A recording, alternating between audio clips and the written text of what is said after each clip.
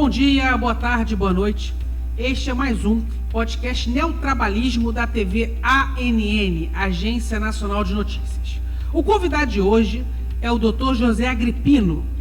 O Dr. José Agripino é presidente da Comissão de Direitos Humanos e Assistência Judiciária da Ordem dos Advogados do Brasil, seccional Rio de Janeiro. José Agripino é um trabalhista histórico, um profundo conhecedor do trabalhismo político, do trabalhismo econômico, um profundo conhecedor de ciências políticas, economia e história do Brasil. Dr. José Agripino, seja muito bem-vindo. Vamos começar com as perguntas mais light, para depois vir as horrorosas. A primeira pergunta que eu faço para todos que vêm aqui, que são advogados. A advocacia é a profissão de guerreiros. É desgastante, é tortuosa. É uma luta atrás de luta. Por que tu escolheste se tornar advogado? Primeiramente, bom dia, boa tarde, boa noite a todos os ouvintes aqui desse podcast. Quero primeiramente agradecer o honroso convite do amigo Caio Mirabelli para participar deste bate-papo aqui. Meu amigo, a minha escolha pela advocacia, ela se deu há muito tempo atrás, quando eu ainda morava no interior do Maranhão. A escolha se deu em razão da vontade de fazer justiça, de ajudar os mais necessitados, os invisibilizados, os que estão fora da esfera de justiça, da esfera de poder. Então isso é que me move. Maravilha, a luta por justiça. Perfeito. Agora já vamos para as perguntas polêmicas, complexas, que nos expõem muito. Quando a gente estuda o conceito de direitos humanos, a gente aprende que os direitos humanos são direitos inerentes a todos os seres humanos, independentemente da sua raça, sexo, nacionalidade, etnia, idioma, religião ou qualquer outra condição. Por que o Brasil, até hoje, não aprendeu isso aqui, tendo em vista que existem brasileiros que passam fome, que estão na linha da miséria, que são assassinados diretamente e indiretamente pelo Estado? O que acontece que o Brasil ainda não consegue absorver esse conceito aqui? Eu penso que a razão dessa inaplicabilidade dos direitos humanos para todos, ela se dá em razão da origem do Estado brasileiro, que foi instituído em cima de um Estado escravocrata, em cima do trabalho escravo, dos negros, dos indígenas. E até hoje, o Estado brasileiro ainda não resolveu. O que eu penso? No Estado brasileiro nós temos uma parcela da sociedade para a qual os direitos humanos são aplicados. Ele tem direito à moradia digna, a emprego digno, salário digno, a tudo dos direitos humanos. E tem uma outra parcela enorme da sociedade, onde estão excluídos os negros, os indígenas, que não tem direito à moradia, que não tem direito a emprego, que não tem direito a absolutamente nada. Então, nós vivemos ainda hoje esse apartheid no Brasil. O Brasil hoje tem um apartheid. Bom, nós temos no Brasil, estatisticamente, 56% da população que é preto e pretas. Esse mesmo índice, Caio, nós não vemos no Poder Judiciário. Onde é que estão os pretos do Poder Judiciário? No Poder Político, na Câmara dos Deputados, no Senado, no Supremo Tribunal Federal, no Tribunal de Justiça, no Ministério Público. Não temos esse percentual. Esses órgãos são majoritariamente compostos pelos filhos da elite. Os pretos e as pretas não participam. Por quê? Nós vivemos um país apartheid. De um lado fica a elite, que se servem do Estado, dos cargos públicos, das boas remunerações, e do outro lado, nas favelas, os pretos, os pobres, os negras, as crianças. É hoje. É essa a realidade que nós vivemos hoje. Por isso, nós não temos os direitos humanos para todos hoje no Brasil. Os direitos humanos é uma parte da sociedade. Apesar da Constituição pregar a igualdade, os direitos humanos para todos, mas, infelizmente, na prática, nós não temos direitos humanos para todos. Tem que formar parte da sociedade. Vamos aprofundar essa leitura. Como o Estado brasileiro foi formado? Pelos índios nativos, pelos europeus que vieram aqui e usaram esse território como uma colônia de exploração. Tudo que tinha aqui, roubaram, sugaram, parasitaram tudo. Ouro, minérios, solo fértil, água, agricultura, pecuária, tudo eles sugaram daqui. E trouxeram os negros da África como mão de obra barata para eles desenvolver aquele sistema. Mão de obra gratuita, barata gratuita, não. Perfeito. Pior ainda, gratuita. E aí, esse modelo de produção ficou tão arraigado no sangue do brasileiro que ele é reproduzido até hoje, só que de outras maneiras, com mais máscaras, com mais anestésicos. Então, esse desenvolvimento do modelo escravocrata colonial é que mantém até hoje direitos humanos para a microminoria e para a grande maioria nada. Perfeito. Agora eu vou piorar mais ainda, vou mergulhar mais ainda. O que me assusta, presidente, é que lá no século XX, já tem tempo já, um gaúcho lá do interior, do estado do Rio Grande do Sul, que vem sim das oligarquias, era um grande fazendeiro, ele começou a criar os primeiros hospitais públicos, postos de saúde públicos, escolas públicas, colégios públicos, para que o pobre tivesse acesso à saúde e educação. Estou falando do presidente Getúlio Vargas, quando ele criou o Ministério da Educação e da Saúde. Porque antes dele, presidente, o pobre ficava doente e morria na rua, não tinha conversa não. E só estudava o filho do rico, que ia para Paris se formar em Direito e voltava para cá doutor. Aí ele vem, planta Estado Novo e começa a criar um Estado social. Pobre, com Getúlio Vargas, passou a ter saúde e educação pública. Pobre não era escravo, mas também não era trabalhador, porque não tinha direito trabalhista nenhum. Ele trabalhava 12, 15 horas por dia para ter direito a pão e água e não podia reclamar. Com Getúlio Vargas, passou a ter carteira assinada, salário mínimo, descanso semanal nos domingos, férias. Pobre trabalhava antes de Getúlio Vargas, morria, não sabia o que era aposentadoria. E quando era casado, a esposa e os filhos ficavam desamparados, porque não tinha pensão nenhuma.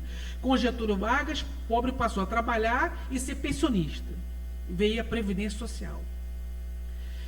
Qual é a leitura de quem estuda história? Pô, o Brasil agora, do Getúlio Vargas em diante, vai avançar em tudo. Vai se tornar uma potência econômica, social, humana. Mas o que nós estamos vendo é o retrocesso. Se você não tem dinheiro para ter plano de saúde, você não tem saúde pública. Se você não tiver dinheiro para estudar, você não estuda mais. Você não tem acesso a emprego como tinha na época de Vargas, que tínhamos pleno emprego. Hoje não tem mais emprego. O que aconteceu com o Brasil, em vez de melhorar, ele piorou? Vamos lá. Vargas, como você muito bem pontuou, modernizou o Brasil. E não precisa ir muito longe, não. Eu vou ficar só na questão da CLT, das consolidações das leis do trabalho,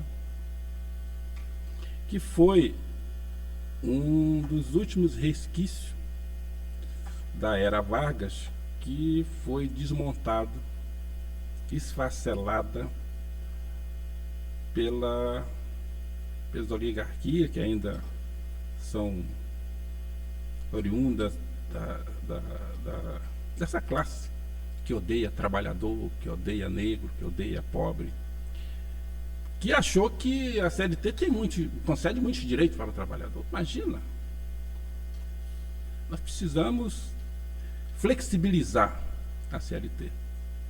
Porque, imagina, a CLT é muito antiga, ela não acompanhou a evolução da sociedade e tal. E no governo recente, no governo do presidente Michel Temer, que é bom que se diga, assumiu o poder numa circunstância muito esquisita, deu um golpe na presidente Dilma, democraticamente eleita, e um arranjo dessas oligarquias que de alguma forma se rearranjam para impor o que elas querem. O presidente Temer apresentou uma reforma trabalhista da CLT. Eu não vou entrar nas questões econômicas, na desestatização, nas privatizações. O Estado de Vargas, o Estado de Bem-Estar Social implantado por Vargas, foi destruído, desmontado hoje. Você hoje não encontra quase... Restou a Petrobras, BNDES. Ainda. A Eletrobras acabou de ser entregue numa privatização escandalosa. E o governo que sucedeu, o governo do presidente Lula, não tomou nenhuma medida para rever aquela patifaria que foi a entrega da Eletrobras. O presidente deveria ter a coragem de estatizar a Eletrobras. Assim como os outros casos. Temos aqui a Supervia, aqui atrás da gente, que foi privatizada, deu, e agora... E outros casos também. Então, o que demonstra que a privatização não é a solução. Mas voltando à questão da CLT. E aí houve a reforma da CLT, que destruiu toda a rede de proteção mínima que o trabalhador tinha. Destruiu. Tirou a contribuição obrigatória dos sindicatos, tirou a obrigatoriedade do trabalhador, ao ser despedido, comparecer ao sindicato para ver se seus cálculos estavam corretos, permitiu que o acordo prevalecesse sobre a lei. Um desastre. Isso tudo. E aí o mantra para fazer tudo isso era segurança jurídica, modernização, a palavra bonita, né? Modernização da legislação trabalhista e geração de emprego. O ministro da época falava que ia gerar 5 milhões de empregos. Os dados hoje mostram que isso foi um fracasso, uma balela. Mas a reforma está aí e não foi revogada. Então isso veio para destruir o pouco que ainda restava da era Vargas. E destruindo aquele modelo que Vargas implantou de Estado social, a tendência é a pobreza e a miséria aumentar. Perfeito. Aumentou o emprego precário, todo mundo agora. Aumentou. Uberizou todo mundo. Uberizou todo mundo, que é um outro campo de trabalho. Você vai aqui no centro da cidade, você encontra. Aumentou a informalidade. Hoje todo mundo é microempreendedor. Que você pega uma pessoa que não tem a mínima, que não tem um emprego, ele está buscando uma sobrevivência, e aí você o incentiva, ele não tem emprego, ele não tem condições de sobreviver, e aí o sistema o incentiva a ser microempreendedor, microempresário, que na verdade nada mais é do que, nada contra os camelôs, que na verdade é um emprego precarizado. Perfeito. Presidente, nós acompanhamos aí, eu estou com 34 anos e desde a década 70, o Rio de Janeiro principalmente percebe o avanço do homicídio. Desde 70 morre muito bandido, morre muito policial, morre muito trabalhador. É uma guerra civil declarada. Já tem mais de 40 anos. Entra governador, sai governador e não resolve nada. A matança continua. Vou fazer duas perguntas de segurança pública. A primeira: por que a polícia mata tanto e a criminalidade só aumenta, ao invés de diminuir. É despreparo técnico, é preconceito cultural impregnado na genética brasileira, é maldade, é intenção política. Por que a estrutura de segurança pública é totalmente belicista? Mata, mata, mata, mata. Eu penso que a violência policial é um tema muito importante. Eu penso que a polícia e as polícias, não é só no Brasil todo, pega no Rio, Bahia, São Paulo, Espírito Santo. Lembrando que a Bahia está 3 vezes pior. 3 vezes pior. Então, esses estados todos, você pega os índices e vê lá, quem que morre mais assassinado pelas polícias? Você vai lá, preto, 90% são pretos, pretas, negros e pobres, povo favelado. Eu penso que é cultural. A polícia, quando entra numa comunidade... Porque assim, vamos ser claros aqui, você vê a operação da polícia 6 horas da manhã, como está acontecendo hoje na Maré, em Ipanema, Copacabana, Leblon, São Conrado? Não. Chega lá, metendo o pé na porta, como eu ouvi, tive a notícia hoje, lá da Maré, invadindo todas as casas, sem mandato, sem nada. Você vê isso? Não. Então, isso é aquilo que eu lhe falei. É o apartheid que existe na sociedade brasileira. A polícia, ela vai na comunidade para matar o pobre, o preto, que é o invisível, que é, sabe, aquela pessoa que não serve mais para esse estado aqui, incomoda esse estado aqui. São 2 estados diferentes. O único governador que aí ficou, você mais do que ninguém sabe, que ficou com a peste de proteger bandido, é porque ele determinou que a mesma polícia que fosse na comunidade, ele deveria o mesmo comportamento no São Conrado e no Leblon.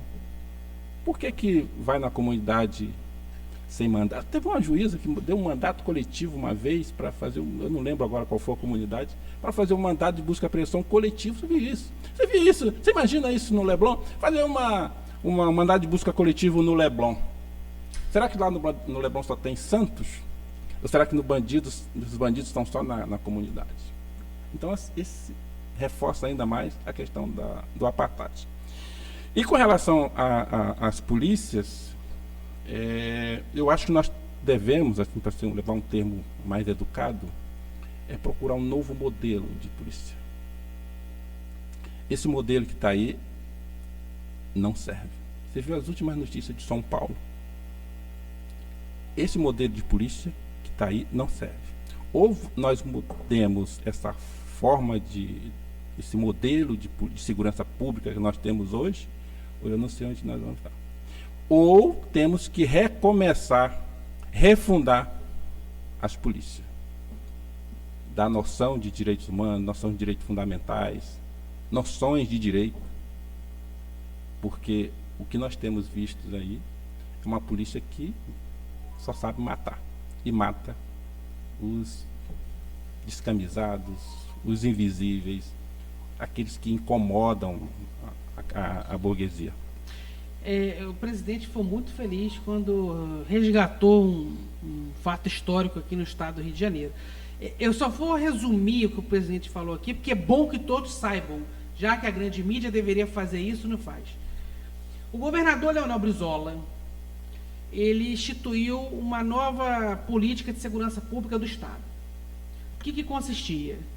Só podia subir nas comunidades carentes, nas favelas, nas periferias do estado, para prender bandido e fazer busca e apreensão de armas e drogas com mandado judicial expedido pelo juiz competente.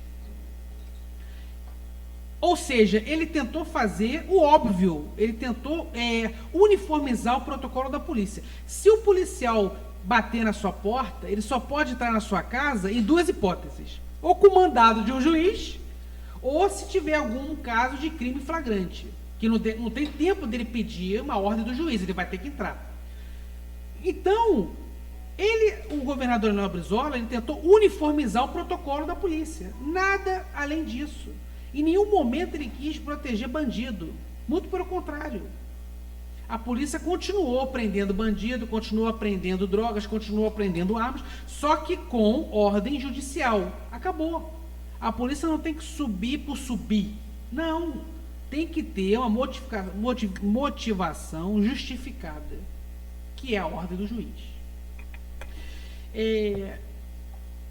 Só que o que aconteceu, presidente? Nós sabemos que os sucessores de Leonel Brizola desarticularam essa nova política de segurança pública do Estado e voltou à política de antes. Atirar, matar e depois perguntar. Né? Nós reconhecemos que existem policiais maravilhosos, éticos, competentes, que trabalham muito bem, que são cidadãos de verdade, que possuem sensibilidade social, assim como tem os maus policiais. Em todos os grupos humanos a gente tem o joio e o trigo, não tem como fugir disso. Mas nós estamos falando aqui não é do bom policial, que merece todos os aplausos. O que o presidente está falando aqui é do mau profissional, que todas as profissões têm. Presidente, a OAB, a Ordem dos Advogados do Brasil, ela é um conselho profissional de advogados, mas ela também é mais que isso, porque ela representa a sociedade civil. Ela luta pela preservação do Estado Democrático de Direito, ela luta pela melhoria da prestação de serviços públicos, ela luta pelos direitos humanos. Qual o papel da Comissão de Direitos Humanos na melhora da prestação de serviço público, principalmente na melhora da segurança pública do Estado? A Comissão de Direitos Humanos, ela tem, assim como a própria OAB, como você falou, tem um papel fundamental na sociedade brasileira. Ela é a voz da sociedade. E, especificamente, a CDH, a Comissão de Direitos Humanos e Assistência Judiciária da OAB, ela também dá assistência àquela pessoa que, de forma individual, tem dificuldade de fazer valer os seus direitos humanos, de fazer valer um atendimento público, uma assistência judiciária, ter acesso ao Poder Judiciário. Então, a Comissão de Direitos Humanos, nesses casos de grande relevância, e aí na nossa gestão nós demos uma atenção especial também à questão do combate ao racismo.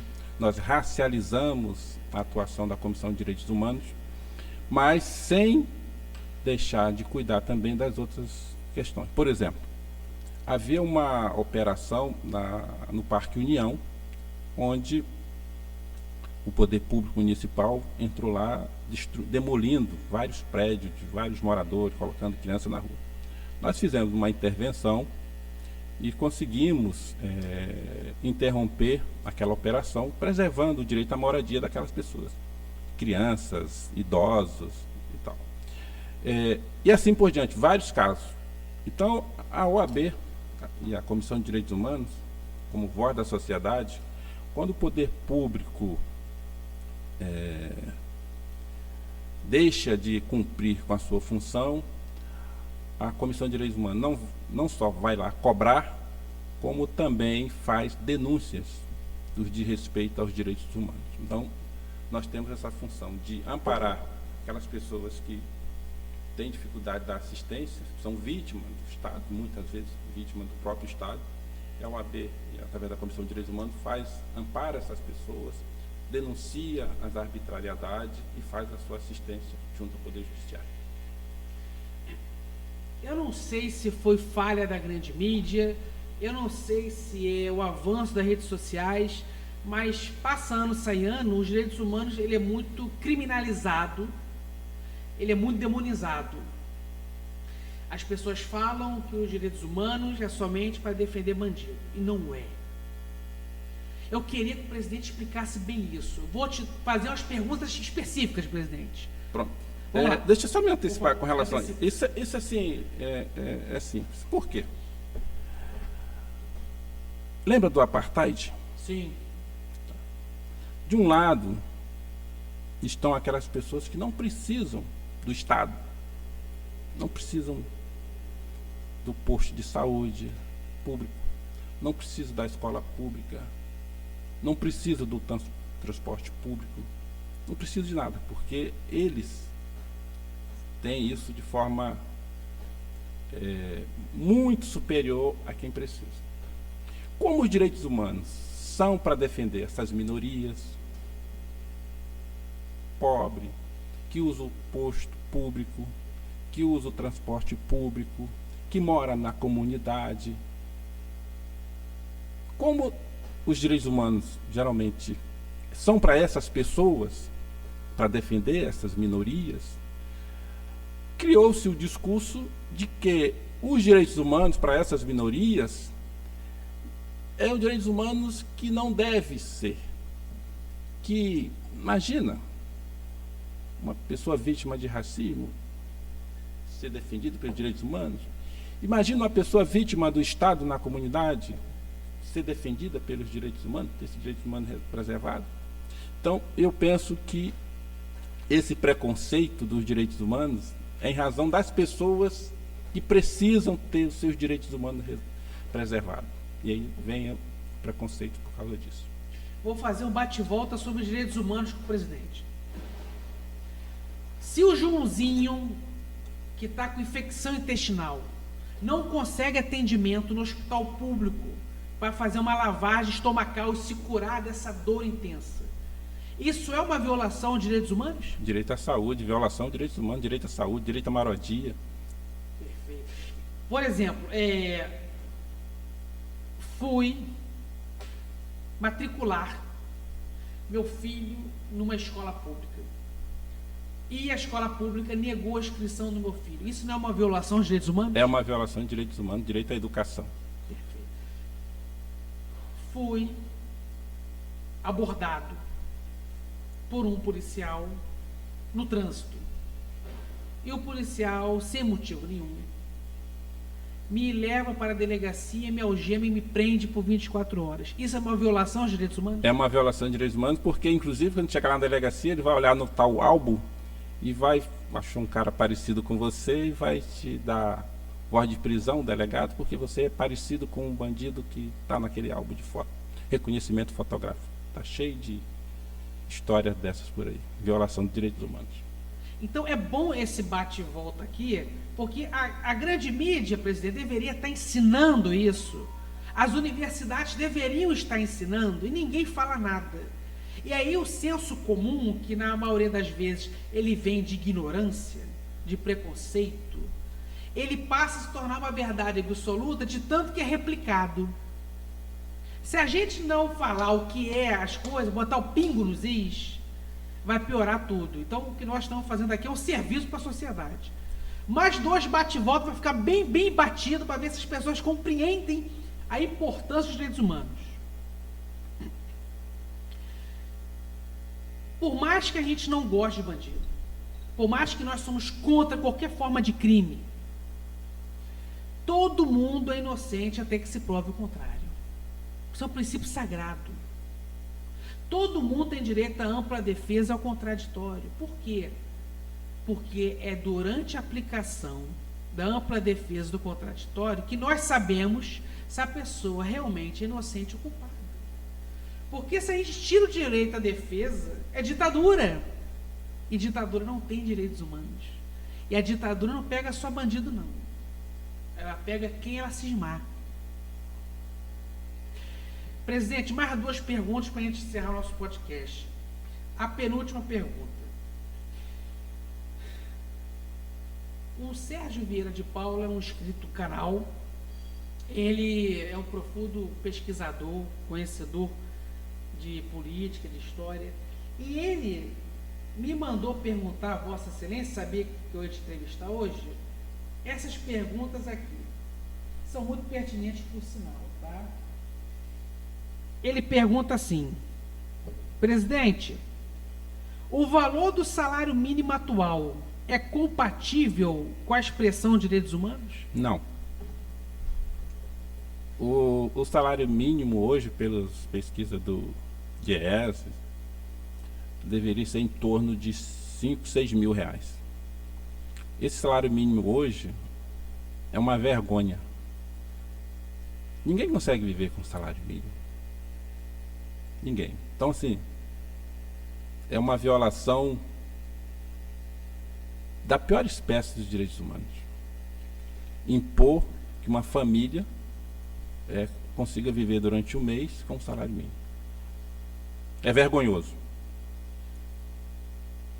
A segunda pergunta dele: como fazer os direitos humanos ser de fato impregnado nas favelas? Eu acho que passa por uma questão da educação.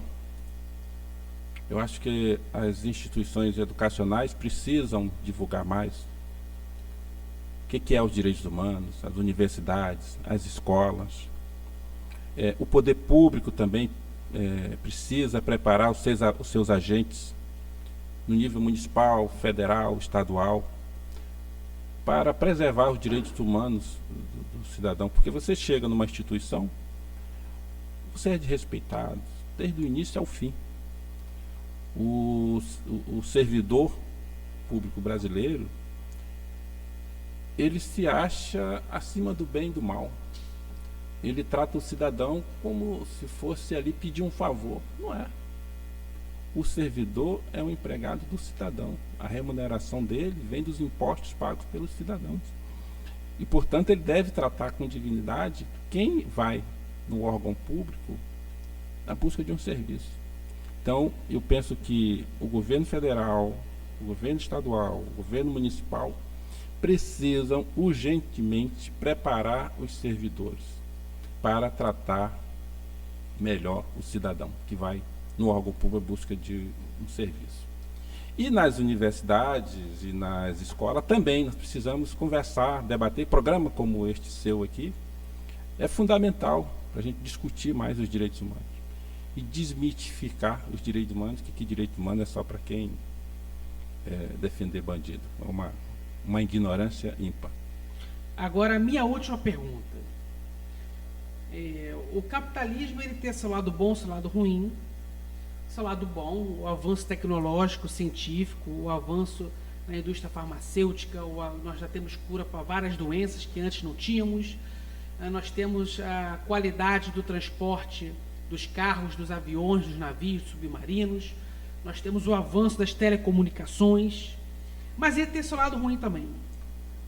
Hoje em dia, com o enfraquecimento do Estado e diminuição do Estado na economia e na sociedade, o privado avança ocupando esses espaços. E no Brasil, já vivemos o neoliberalismo de fato mesmo. Se você não tiver dinheiro, você não tem saúde. Você não tem como ter um plano de saúde. Se você não tiver dinheiro, você não estuda. Se não tiver dinheiro, você não tem segurança, porque você tem que contratar uma segurança privada, botar um vidro à prova de bala no seu carro, andar com fuzil. Tem que ter dinheiro para isso tudo. Você não tem mobilidade sem dinheiro, tem que ter dinheiro para ficar viajando de avião, de barco, de carro, de ônibus. Ou seja, tem que ter dinheiro para tudo. Daqui a pouco tem que ter dinheiro até para respirar. Falta pouco para vender oxigênio. Como combater essa grave violação sistêmica dos direitos humanos que tira o direito à saúde, educação, segurança, qualidade de vida do povo se não tiver dinheiro? Como combater essa falha sistêmica do capitalismo? Como você disse, o capitalismo é ótimo. O único problema é que é para uma minoria. O capitalismo tem que ser para todos. É isso que eu defendo. As melhorias do capitalismo, os avanços tecnológicos, as descobertas científicas, as modernidades, tem que ser para todos os integrantes da sociedade e não para uma pequena minoria. É isso que eu defendo. Eu acho que o capitalismo, nós devemos buscar que esse capitalismo, que é maravilhoso, como você falou, mas tem que ser para todo mundo, não só para uma minoria. E como fazer isso via intervenção do Estado? Eu acho que o capitalismo, por si só, ele sempre caminha para uma minoria, ele sempre traz os benefícios para uma minoria. Eu acho que o Estado, eu sou um defensor do Estado, ao contrário de outras pessoas que acham, não, o Estado é pesado, o Estado serve para dar cabide de emprego, o Estado... Não, o Estado... Getúlio Vargas, só para voltar um pouquinho, quando ele separou o Estado brasileiro arcaico, rural, escravagista, para um Estado moderno, que garantia direitos humanos, direito ao trabalho, direito à saúde, através da intervenção do Estado.